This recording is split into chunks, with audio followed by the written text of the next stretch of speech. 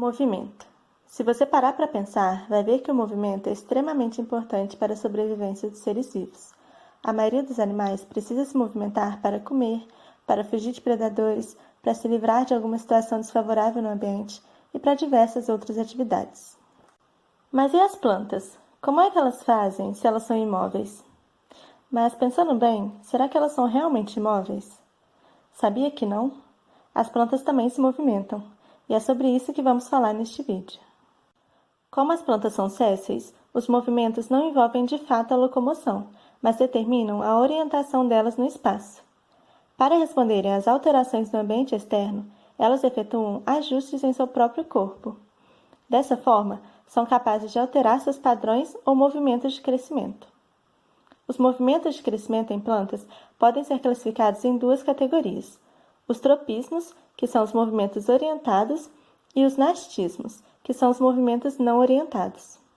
Esses mecanismos são fundamentais para o ajuste do corpo da planta ao ambiente e para o controle do crescimento e desenvolvimento vegetal. Nos tropismos, o movimento da planta ou do órgão ocorre em direção à fonte de estímulo ou na direção contrária a ela.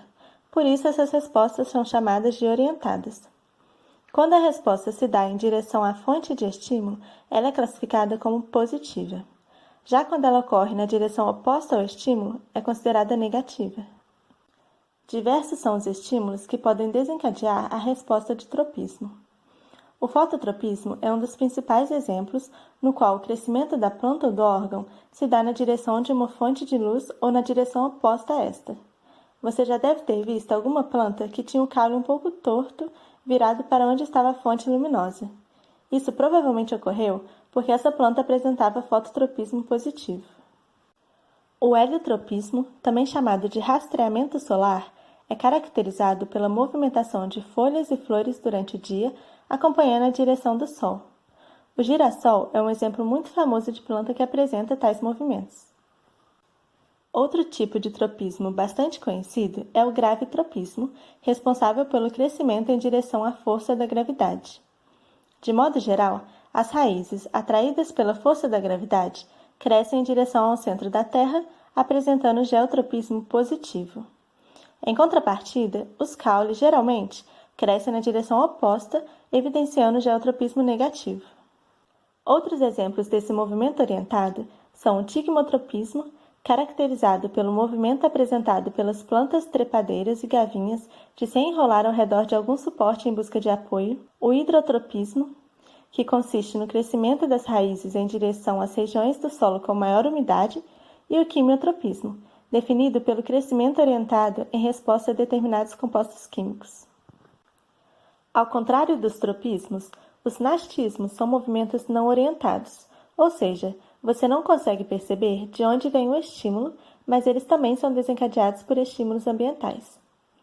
Alguns movimentos násticos das plantas ocorrem em resposta a variações no crescimento, como a epinastia e a hiponastia, enquanto outros resultam de variações na turgescência, onde o nictinastismo e o cismonastismo são as principais respostas.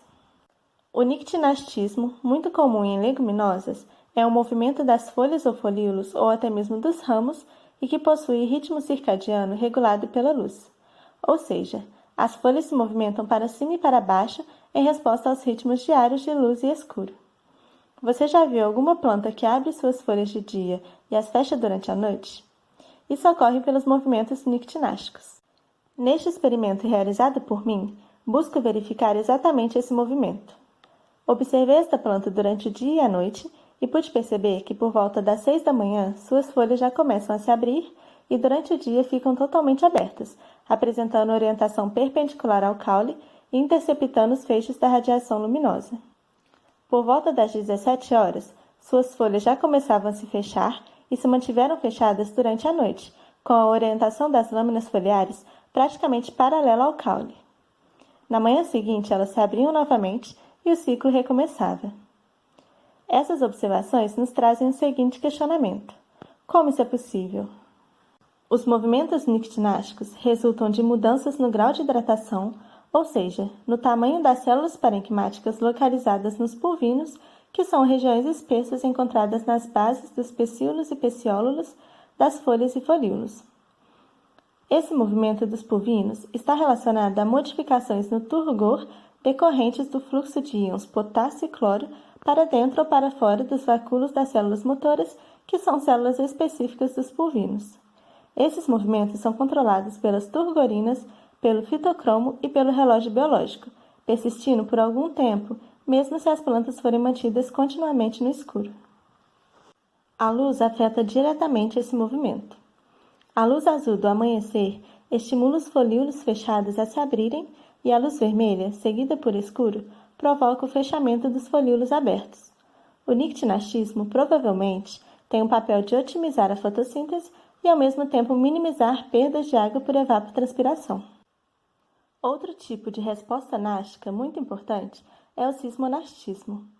Você certamente já deve ter visto ou ouvido falar de uma planta conhecida como dormideira ou sensitiva.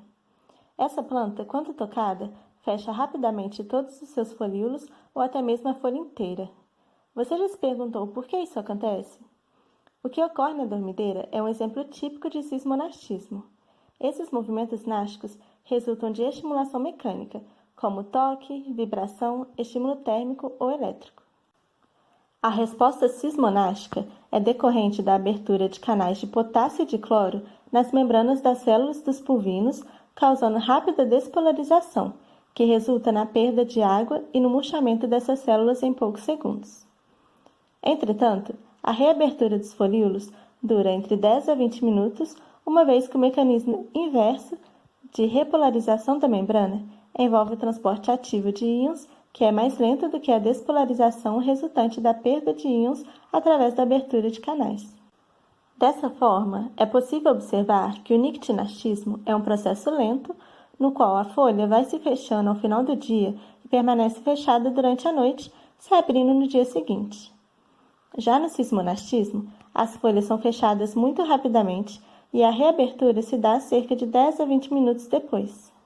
As plantas carnívoras também apresentam movimentos muito interessantes. Elas fecham suas folhas rapidamente quando uma presa toca simultaneamente seus pelos tectores localizados nas folhas. Contudo, os processos químicos associados ao fechamento dessa armadilha ainda não estão completamente elucidados. No fotonastismo, é a luz que estimula o movimento.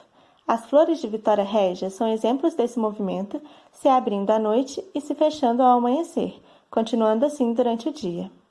Já quando é a temperatura que estimula o movimento, trata-se do termonastismo. Isso ocorre, por exemplo, com as flores de tulipa, que se fecham quando a temperatura do ambiente está baixa e se abrem quando a temperatura aumenta. Dessa forma, há um atraso na senescência e as flores duram mais. A hidronastia, por sua vez, é caracterizada pelo enrolamento de folhas que objetiva reduzir a exposição da superfície foliar ao ar seco. Esse mecanismo é característico de algumas espécies de gramíneas. Depois de conhecer todos esses movimentos, podemos ver como eles são importantes para as plantas e como elas são seres incríveis. Espero que você explore mais as plantas que estão ao seu redor, conhecendo cada vez mais a beleza e fascínio que cerca este grupo tão diverso.